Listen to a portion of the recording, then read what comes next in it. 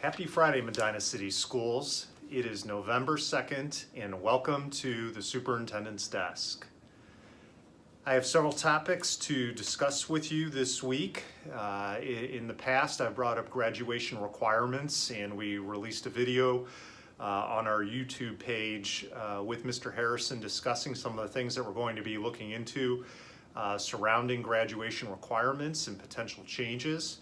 As always, all of your feedback is extremely important. I want to make sure you're aware that the high school and Mr. Harrison himself is going to be reaching out to all of you to participate in a parent, staff, student night to collaborate on the direction that the high school should go in regards to all things under graduation requirements. So not only is that the amount of credits that students are expected to earn for graduation, but it also includes the weighting of classes, as well as the type of classes that need to be completed in order for students to graduate.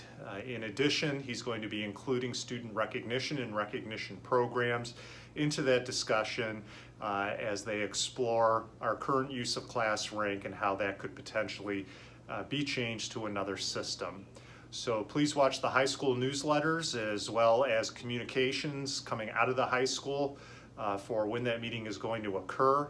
The intent is to hold that meeting prior to the Thanksgiving break.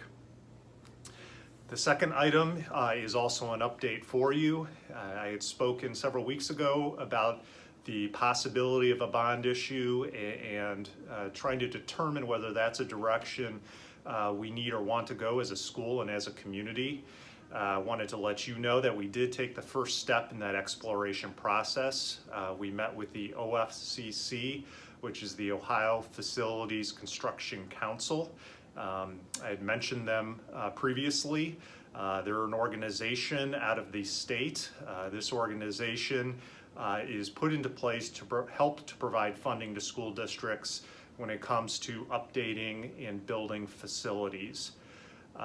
The way money is awarded through this program is based off of the, quote, wealthiness of the district as determined by the state of Ohio. All districts are eligible. It's just a matter of how much they are eligible for. Well, we found out through our meeting that we are eligible for about a 25 to 28% reimbursement on any construction that we do. I think that's something, if we are looking at moving that direction with the bond, is a direction we need to take. Any money that can take the burden off of the school district and off of our community is a must.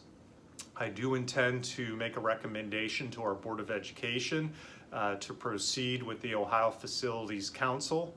Once we get board approval to proceed, what they will do is they'll come in and they'll help us do some of that research that I talked about previously into what we really need to do to update and upgrade our district. So they'll go through every single one of our buildings, help us make recommendations. In addition to that, they will help us look at our student enrollment and the trends in our student enrollment and what student enrollment looks for our for our district in the future to help us make decisions. If the board approves this, they will come in and help us with all those functions for free.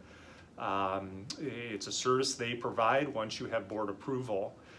It does not lock us into anything. So if we decide down the road after we have our community meetings that we do not want to move forward with a bond, this is not a direction we need to go or we want to go, it does not tie us at all to the Ohio Facilities Council.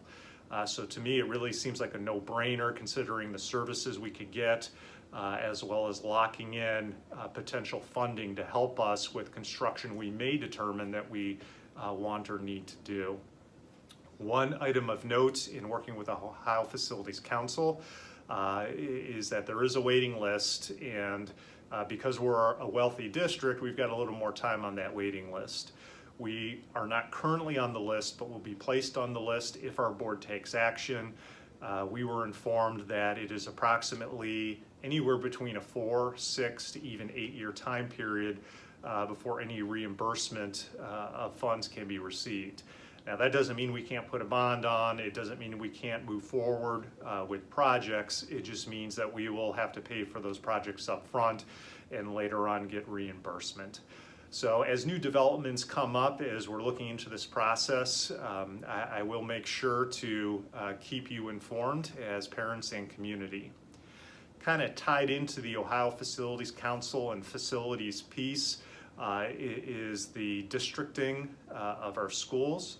I do want to make sure that everybody's aware that at this time we are starting to look at the possibility of doing some redistricting. Due to fluctuations in our population across the district, we have uneven numbers of students in some of our buildings. For example, we've seen quite a bit of growth up on the north and the south ends. This has created a situation where Waite and Northrop are really filling up to capacity. Meanwhile, we've had decrease in enrollment due to students aging out of the schools at some of our other buildings. Fenn, Canavan are examples of those. So in order to make sure we're utilizing all of our classrooms across the district, we need to take a look at all of our borders for attendance at the individual schools and make some decisions in potentially shifting some families or students around to other elementary buildings in order to balance the buildings out and to not have to put trailers or anything like that in place. It's also the responsible thing to do for our students. We will make sure that you are well informed as we move through this process. I know this can be a very hot topic and a touchy issue for many for obvious reasons. But we will work to keep information out there, keep you informed as we move forward in this process. But I thought it was important early on to make sure you are aware that we are beginning to have these conversations.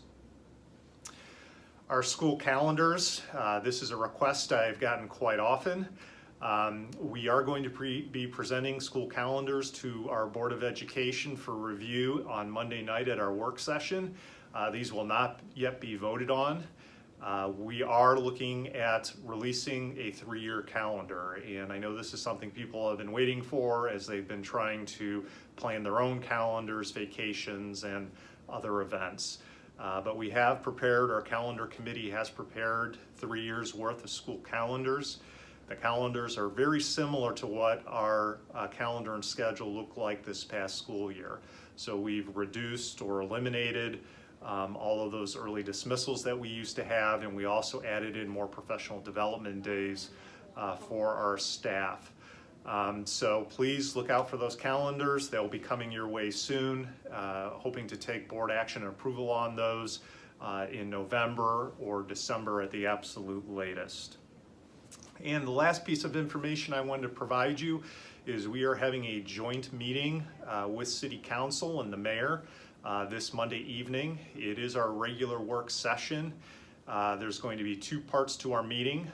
The first part, beginning at 4 o'clock, will be our regular work session where we'll be going through district business. Then at 6:30, City Council and the Mayor will be joining us so we can discuss all the collaborations we have going on between the city and the school district. You're welcome to join us for the meeting.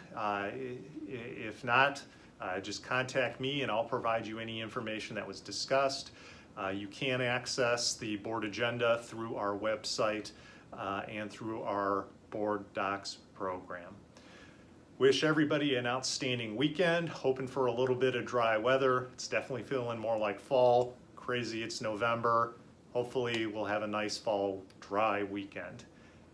Thank you and have a great day.